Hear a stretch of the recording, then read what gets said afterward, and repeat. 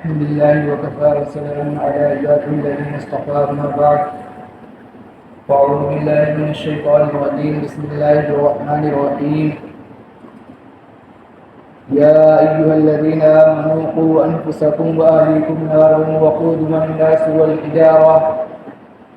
والحجارة عليها ملائكة غلاظ شداد لا يعصون الله ما أمرهم ويفعلون ما يؤمرون صدق اللہ العلی العظیم۔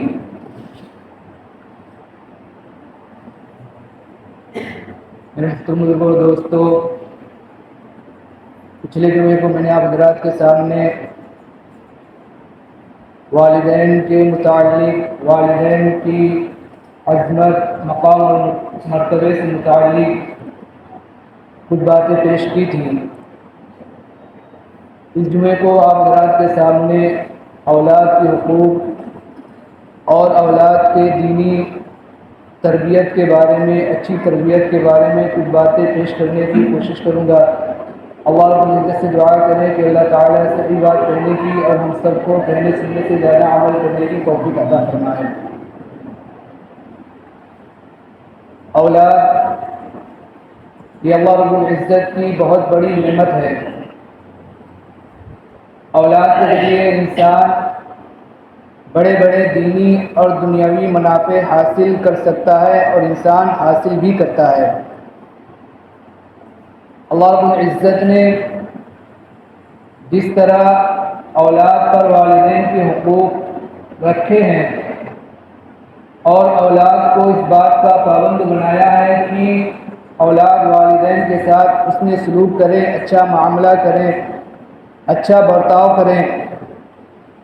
اور والدین کے ساتھ نرمی کے ساتھ، ادب احترام کے ساتھ گفتگو کریں، ان کے سامنے پیش آئیں۔ اسی طرح اللہ رب العزت نے والدین پر بھی اولاد کے حقوق رکھے ہیں اور والدین پر یہ ذمہ داری رکھی ہے کہ ان کے حقوق ادا کریں اور اپنے اولاد کی دینی تربیت کریں، اس لیے کہ اگر اولاد کی دینی تربیت نہیں کی گئی، اچھی تربیت نہیں کی گئی، تو یہی اولاد انسان کے لیے دنیا کے اندر بھی وبال ہوگی اور آخرت کے اندر بھی انسان کے لیے عذاب کا اور وبال کا سبب بنے گی۔ اور اگر انسان نے اپنی اولاد کی، اپنی بچوں کی دینی تربیت کی، اچھی تربیت کی، تو یہی اولاد انسان کے لیے دنیا کے اندر بھی بڑے بڑے منافع حاصل کرنے کا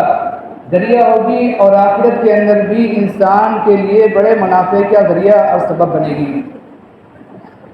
اللہ تعالیٰ نے حضور پاک صلی اللہ علیہ وسلم نے والدین پر یہ ذمہ داری رکھی ہے اور یہ چیز لازم اور ضروری اللہ تعالیٰ نے اور حضور پاک صلی اللہ علیہ وسلم نے لازم اور ضروری قرار دی ہے کہ انسان اپنی اولاد کی دینی تربیت کرے، انسان اپنی اولاد کی اچھی تربیت کرے۔ ایک چیز ہوتی ہے نفل مستحب، اس کے اندر انسان کو اختیار ہوتا ہے کہ انسان اگر نفل اور مستحب عمل کرے گا، کام کرے گا تو اس کو ثواب ملے گا، اور اگر نفل اور مستحب عمل نہیں کرے گا تو پھر انسان کو کیا ہے، گناہ نہیں ہوگا۔ لیکن ایک چیز لازم اور ضروری ہوتی ہے کہ اس کا کرنا انسان پر لازم اور ضروری ہوتا ہے، تو اللہ تعالیٰ نے والدین پر اولاد کی دینی تربیت کو لازم اور ضروری قرار دیا ہے۔ اگر انسان اپنے بچوں کی اولاد کی دینی تربیت نہیں کرتا تو والدین، ماں باپ کیا ہیں، اس کا وبال والدین پر پڑے گا، ماں باپ پر پڑے گا۔ اللہ تعالیٰ نے قرآن مجید کے اندر، جو خطبے کے اندر قرآن مجید کی آیت جو میں نے پڑھی، یا ایھا الذین آمنوا قوا انفسکم واہلیکم نارا وقودها الناس والحجارہ علیہا ملائکۃ غلاظ شداد لا یعصون اللہ ما امرهم ویفعلون ما یؤمرون۔ اس آیت کی تفسیر میں صاحب روح المعانی علامہ علوسی رحمۃ اللہ علیہ ایک حدیث بیان فرماتے ہیں کہ کل قیامت کے دن سب سے زیادہ سخت عذاب جو ہوگا وہ ان والدین کو ہوگا جنہوں نے اپنی اولاد کی دینی تربیت نہیں کی ہوگی، جنہوں نے اپنی اولاد کی اچھی تربیت اور صحیح تربیت نہیں کی ہوگی۔ کل قیامت کے دن سب سے زیادہ سخت عذاب ایسے والدین کو ہوگا۔ اس کی وجہ یہ ہے کہ جب بچہ پیدا ہوتا ہے دنیا کے اندر آتا ہے تو اللہ تعالیٰ کی طرف سے والدین پر یہ ذمہ داری اسی وقت سے عائد ہو جاتی ہے کہ والدین ماں باپ اپنے بچے کی دینی تربیت کریں۔ اگر ماں باپ نے اپنے بچے کی دینی تربیت نہیں کی، اچھی تربیت نہیں کی، اور پھر وہ مکلف ہونے کے بعد، بڑا ہونے کے بعد، بالغ ہونے کے بعد اگر وہ گناہ کے اندر مبتلا ہو گئی، عیاشی کے اندر اس نے اپنی زندگی گزارنا شروع کی، تو اس کا وبال والدین پر بھی پڑے گا، اس لیے کہ والدین نے اپنی اولاد کی دینی تربیت کرنے میں، اولاد کی اچھی تربیت کرنے میں سستی، غفلت اور کاہلی برتی۔ اس لیے جہاں اگر گناہ کا کام اگر اولاد کر رہی ہے، انسان کی اولاد کر رہی ہے، اور اس کے ساتھ ساتھ والدین پر بھی اس گناہ کا وبال اور عذاب ہوگا، تربیت کے اندر سستی اور کاہلی کرنے کی وجہ سے۔ اللہ تعالیٰ نے ہمیں اور آپ کو اس دنیا کے اندر بھیجا، اللہ تعالیٰ نے ہمیں اور آپ کو اس دنیا کے اندر بھیجا ہے۔ ہمیں یہاں سے جانے کے بعد اللہ تعالیٰ کے حضور، اللہ تعالیٰ کے دربار میں ہمیں کیا پیش ہونا ہے۔ اللہ تعالیٰ نے جس طرح ہمیں اور آپ کو، والدین کو، اس بات کا مکلف بنایا ہے کہ ہم اپنی فکر کریں کہ ہم کیا ہے، شریعت کے مطابق زندگی گزارنے والے ہوں، ہم جو حضور پاک صلی اللہ علیہ وسلم کے طریقے کے مطابق زندگی گزارنے والے ہوں۔ جس طرح اللہ تعالیٰ نے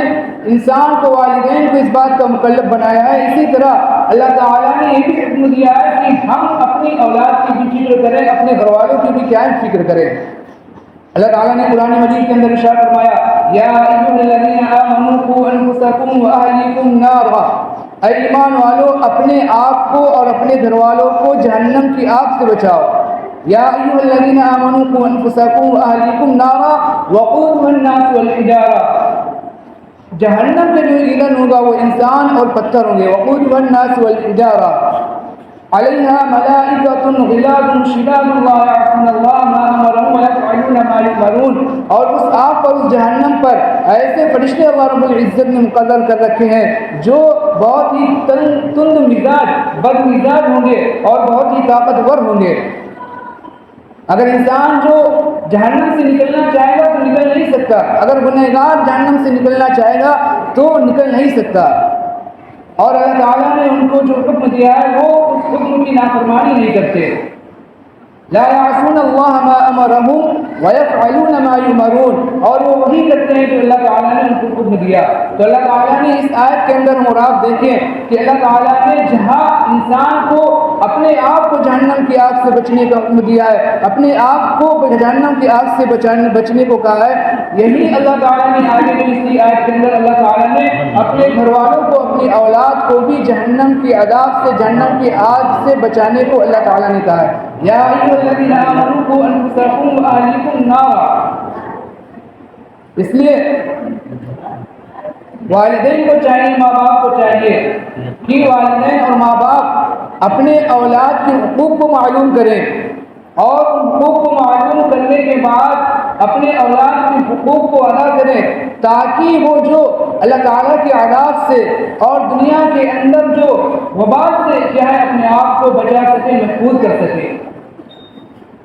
بہت سارے حقوق ہیں، جیسے کہ چند حقوق میں آپ کے سامنے پیش کر رہا ہوں۔ ایک حق یہ ہے کہ جب بچے کی پیدائش ہو، اولاد کی پیدائش ہو، تو خوشی کا اظہار کیا جائے، مسرت کا اظہار کیا جائے۔ اللہ تعالیٰ نے نعمت دی ہے، اس لیے کیا خوشی کا اظہار کرے، مسرت کا اظہار کرے۔ لڑکی پیدا ہو تب بھی، لڑکا پیدا ہو تب بھی۔ آج ہمارے معاشرے میں لڑکی کی پیدائش پر گویا کہ ایک طرح سے غم کا ماحول انسان کے والد کے چہرے پر ہو جاتا ہے، اور جب لڑکا پیدا ہوتا ہے تو انسان جو چہرے سے اپنے خوشی کا اظہار کرتا ہے، اپنے عمل کے ذریعے سے اظہار کرتا ہے۔ حالانکہ جس طرح لڑکا اللہ تعالیٰ کی نعمت ہے، اسی طرح لڑکی بھی کیا ہے اللہ تعالیٰ کی نعمت ہے۔ اللہ تعالیٰ نے قرآن مجید کے اندر ارشاد فرمایا، للہ ملک السماوات والارض، اللہ تعالیٰ کے لیے زمین اور آسمان کی بادشاہت ہے۔ للہ ملک السماوات والارض یخلق ما یشاء، اللہ تعالیٰ جو چاہتا ہے پیدا کرتا ہے۔ یہب لمن یشاء اناثا، اللہ تعالیٰ جس کو چاہتا ہے اس کو لڑکیاں ہی لڑکیاں دیتا ہے۔ وَيَهَبُ لِمَن يَشَاءُ الذُّكُورَ، اور اللہ تعالیٰ جس کو چاہتا ہے لڑکے ہی لڑکے دیتا ہے. اور يُزَوِّجُهُمْ ذُكْرَانًا وَإِنَاثًا، اور اللہ تعالیٰ جس کو چاہتا ہے لڑکے اور لڑکیاں دونوں عطا کرتا ہے. اور يُزَوِّجُهُمْ ذُكْرَانًا وَإِنَاثًا وَيَجْعَلُ اللَّهُ مَن يَشَاءُ عَقِيمًا، اور اللہ تعالیٰ جس کو چاہتا ہے نہ لڑکے دیتا ہے نہ لڑکیاں دیتا ہے، اولاد سے کیا ہے محروم کر دیتا ہے. تو اولاد کا دینا یہ اللہ تعالیٰ کی طرف سے ہوتا ہے. اگر لڑکی ہے تب بھی اللہ تعالیٰ کی عطا ہے، اللہ تعالیٰ نے دی ہے. لڑکا ہے تب بھی اللہ تعالیٰ نے دی ہے. اور لڑکا لڑکی ہے تو بھی یہ کیا ہے اللہ تعالیٰ کی طرف سے عطیہ ہے. تو سب سے پہلا اور ایک حق جو یہ ہے بچے کا کہ جب بچے کی پیدائش ہو تو اس پر خوشی کا اظہار کیا جائے، مسرت کا اظہار کیا جائے کہ اللہ تعالیٰ نے ہمیں کیا نعمت سے، اپنی بہت بڑی نعمت سے نوازا. اور ایک دوسرا حق یہ ہے کہ انسان جب بچہ پیدا ہو تو اس کو دعائیں دیں، والدین اس کے لیے دعائیں کریں، عزیز و اقارب اس کے لیے دعائیں کریں، دوست احباب اس کے لیے دعائیں کریں، رشتے دار اس کے لیے دعائیں کریں، نیک دعائیں کریں کہ اللہ تعالیٰ بچے کی عمر دراز فرمائے، اللہ تعالیٰ بچے کو نیک بنائے، صالح بنائے، اللہ تعالیٰ بچے کو شریعت اور سنت پر عمل کرنے والا بنائے، اللہ تعالیٰ بچے کو دین کا داعی بنائے، اللہ تعالیٰ بچے کو والدین کی آنکھوں کا ٹھنڈک بنائے، اللہ تعالیٰ بچے کی اخلاق کو اچھا بنائے، اللہ تعالیٰ بچے کے کردار کو اچھا بنائے، عادات کو اچھا بنائے. تو دوسرا حق یہ ہے کہ بچے کے لیے والدین، عزیز و اقارب اور دوست احباب کے ہیں دعا کرے، اچھی دعائیں دیں اس کو. اور ایک حق یہ ہے تیسرا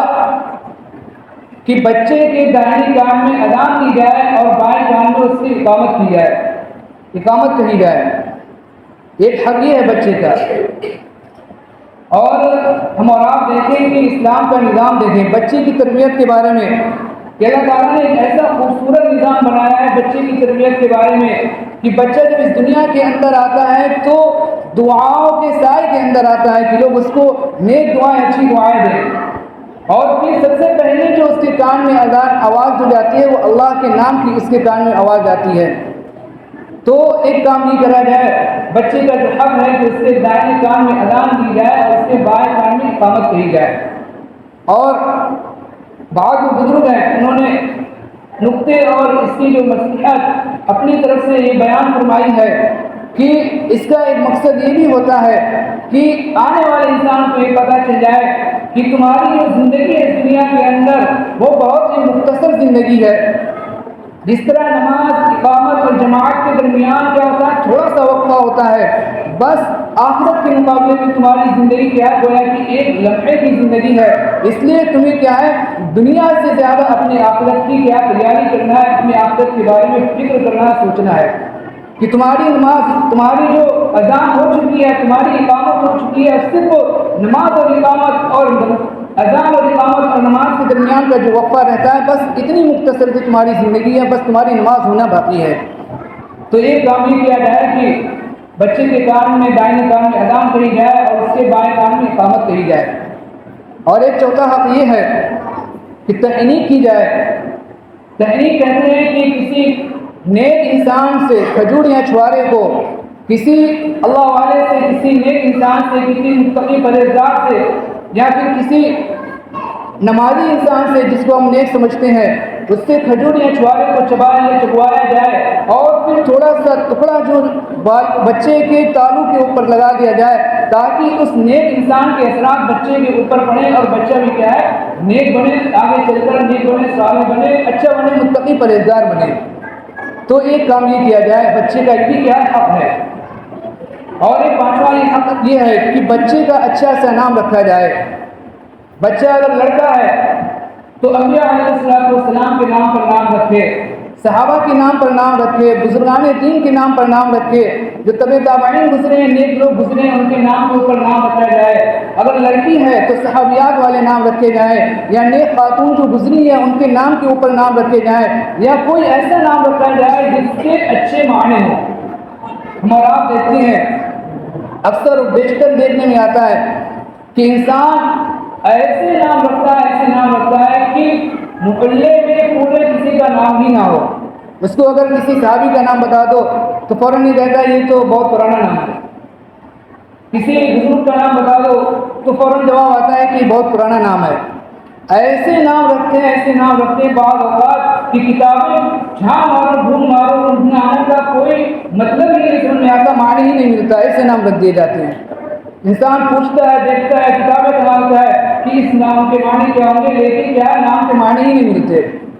بالکل محمل بیکار سے لفظ ایسے رکھ دیے جاتے ہیں۔ حالانکہ یہ والدین کے اوپر حق ہے کہ والدین اپنے بچے کا کیا ہے ایک اچھا سا نام رکھے، جو نام جو صحابہ والا ہو، بزرگان دین والا ہو، یا جو انبیاء علیہ السلام کا نام ہو، یا کوئی ایسا نام ہو جس نام کے معنی اچھے ہو، اس لیے کہ نام کا اثر بھی کیا ہے اولاد پر پڑتا ہے۔ اور بہت سارے ایسے واقعات بھی ہیں کہ نام کا اثر اولاد پر پڑا، بچے کے اوپر، بچے کی زندگی پر پڑا۔ پھر اس کے بعد اگر گنجائش ہے تو عقیقہ کیا جائے، اور عقیقے کے بعد جب عقیقہ کیا جائے تو اس کے سر کے بال کو مونڈے جائیں، اور اس بال کے ہم وزن چاندی صدقہ کی جائے، یا پھر اس کی قیمت کیا ہے صدقہ کی جائے، چاندی یا اس کی قیمت کیا ہے صدقہ کی جائے۔ پھر جب بچہ 7 برس کا ہو جائے تو بچے کو والدین نماز کی تاکید کریں، نماز کے لیے کہیں، اور جب 10 برس کا ہو جائے نماز نہ پڑھنے پر کیا ہے بچے کو تنبیہ کی جائے، اس کی ہلکی سی ڈانٹ ڈپٹ کی جائے، اس کی ہلکی پھلکی کیا ہے مار لگائی جائے۔ تو یہ کیا ہے، یہ جو چند حقوق ہیں والدین کے ذمہ کیا ہے اولاد کے اگر والدین اس طرح کے حقوق ادا کریں گے تو والدین دنیا کے اندر بھی اس اولاد جیسی عظیم نعمت سے بڑے بڑے منافع اٹھانے والے ہوں گے، اور آخرت میں بھی اولاد جیسی عظیم نعمت سے بڑے بڑے منافع اٹھانے والے ہوں گے۔ آج ہمارے اندر معاشرے کے اندر ہمارا اور آپ کا، ان لوگوں کا جن کے بچے ہیں، یہ حال ہوتا ہے کہ خود تو ہم کیا نماز نہیں پڑھتے، خود تو ہم روزہ نہیں رکھتے، خود تو ہم گھر کے اندر جب داخل ہوتے ہیں تو گالی گلوچ کے ساتھ داخل ہوتے ہیں، خود ہم جب گھر کے اندر داخل ہوتے ہیں تو غصے کے ساتھ داخل ہوتے ہیں، گھر کے اندر ایسے داخل ہوتے ہیں گویا کہ کوئی جلاد گھر کے اندر داخل ہو رہا ہے، گھر کے اندر ایسے داخل ہوتے ہیں کہ گویا کہ کوئی انسان نہیں حیوان اس گھر کے اندر داخل ہو رہا ہے۔ جب ہماری عادتیں ایسی ہوں گی، جب ہم نماز کے پابند نہیں ہوں گے، جب ہمارے اخلاق اچھے نہیں ہوں گے، جب ہم روزے کے پابند نہیں ہوں گے، جب ہم جو ہمارے اخلاق اچھے نہیں ہوں گے، ہمارے زبان پر کیا ہوگا گالی ہوگی، ہمارے عادات جو ہوں گے برے ہوں گے، ہم لڑائی جھگڑے والے عادات ہوں گے، تو یہی جو عادتیں ہیں، یہی باتیں ہیں کیا ہے بچے کے اندر دھیرے دھیرے سرایت کرتی جاتی ہے، بچے کے دماغ کے اندر درد ہوتی جاتی ہیں، پھر بچہ یہ دھیرے دھیرے چل کر یہ عادتیں اس کے اندر پختہ ہو جاتی ہیں۔ پھر یہی اولاد جو اللہ تعالیٰ نے جس کو نعمت بنایا ہے، پھر یہی اولاد آگے چل کر انسان کے لیے کیا ہو جاتی ہے زحمت بن جاتی ہے، وبال بن جاتی ہے، اور پھر وہ اولاد جس کو اللہ تعالیٰ نے آنکھوں کی ٹھنڈک بنایا ہے، لیکن ہمارے خود والدین کے خود کردار کی وجہ سے، افعال کی وجہ سے، اعمال کی وجہ سے وہ اولاد کیا ہو جاتی ہے ہماری نافرمان ہو جاتی ہے، اور پھر ہمیں جو کیا ہونا چاہیے اس کی جو دنیا کے اندر منافع حاصل ہونا چاہیے، بجائے منافع کیا ہے ہمارے لیے وہ عذاب بن جاتی ہے، اور آخرت کے اندر بھی کیا ہوگی اس کا سبب اور اس کا وبال انسان کو بھگتنا پڑے گا۔ اس لیے کہ اللہ تعالیٰ نے والدین کے ذمہ یہ چیز عائد کر رکھی ہے، یہ چیز لازم کر رکھی ہے کہ والدین اپنی اولاد کی کیا کریں دینی تربیت کریں۔ اگر والدین نے اپنی اولاد کی دینی تربیت نہیں کی، یا دینی تربیت کے اندر کوتاہی، سستی، غفلت سے کام لیا، تو پھر اس کا عذاب اگر آگے چل کر جو اولاد گناہ کے اندر مبتلا ہوئی اور فحاشی کے اندر مبتلا ہوئی، عیاشی کے اندر مبتلا ہوئی، چونکہ اس کے اندر والدین کی غفلت سستی کا بھی کیا ہے دخل ہے، اس کا وبال جہاں گناہ کا اولاد پر پڑے گا، اس کا ساتھ ساتھ میں والدین پر بھی اس کا عذاب اور وبال پڑے گا۔ اس لیے ہم اور آپ اپنی اولاد کے حقوق معلوم کریں اور ان کے حق ادا کرنے کی پوری کیا کریں فکر اور کوشش کریں، تاکہ اللہ تعالیٰ نے جو نعمت دی ہے یہ نعمت ہمارے لیے دنیا کے اندر بھی کامیابی کا ذریعہ ہو، اور آخرت کے اندر بھی ہمارے لیے فلاح اور کامیابی کا ذریعہ بنے۔ اللہ تعالیٰ ہم سب کو کہنے سننے سے زیادہ عمل کرنے کی توفیق عطا فرمائے۔ آمین۔